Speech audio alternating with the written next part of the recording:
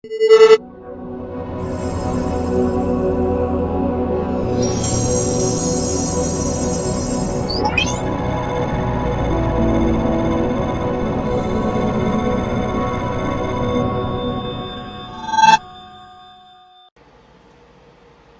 exercise is very important po sa atin.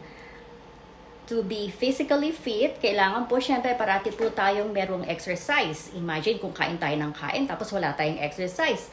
Ano pa mangyayari? Di syempre magigain tayo ng weight, hindi ba? So kanya-kanya po tayo ng style or kanya-kanya tayo ng ginagawa natin mga exercises. So i-share ko po sa inyo kung ano pong klaseng exercise yung ginagawa po namin to stay physically fit. Okay, so meron po kaming treadmill. At ito po ay ginagamit namin every day. Most of the time po, twice a day po namin ginagamit. Wala na po kaming time na maglakad sa labas kasi nga po, we have a very busy schedule and we don't really have time to walk outside and do brisk walk. So ito, papakita ko po sa inyo ang aming treadmill. Okay, so ito po ang aming portable treadmill. Ayan po ang ginagamit namin every day.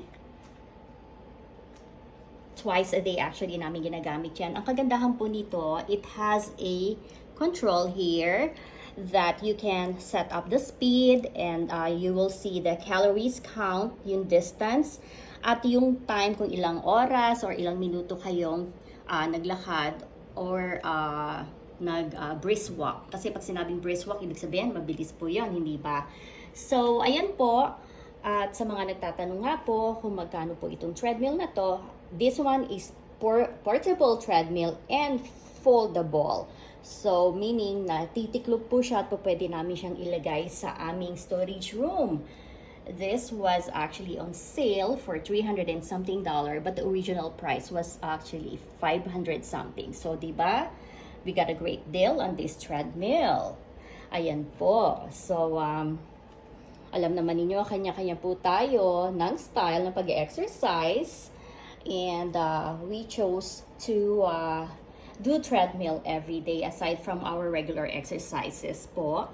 Na syempre, sit up, and meron din po kaming stationary bike na nasa itaas po. So, Dada always use that stationary bike.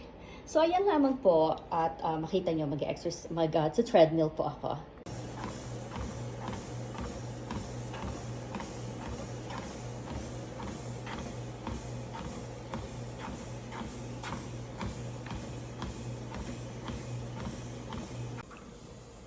Okay, so as I reach my goal, yung time ko is dapat nga po 30 minutes lang, no? Pero umabot na ako ng 33 minutes ng paglalakad. I actually decrease the speed kasi kailangan po talaga yon para po hindi naman tayo mahilo pagka pinahinto po natin itong treadmill. So right now, nasa 0.9 speed lang ako. Kung makikita nyo or kung matatandaan nyo, ang kanina po, it was on a 22 speed and I already walked like 1-point-something miles at 121 calories ang nabawas.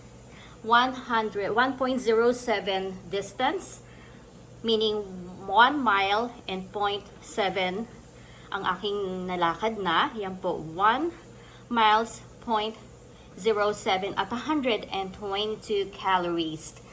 Okay, so, well, maraming salamat po sa inyong panonood. Sana po ay nag-enjoy kayo sa aking pagta-treadmill na to. Thank you guys for watching. See you guys later. Bye!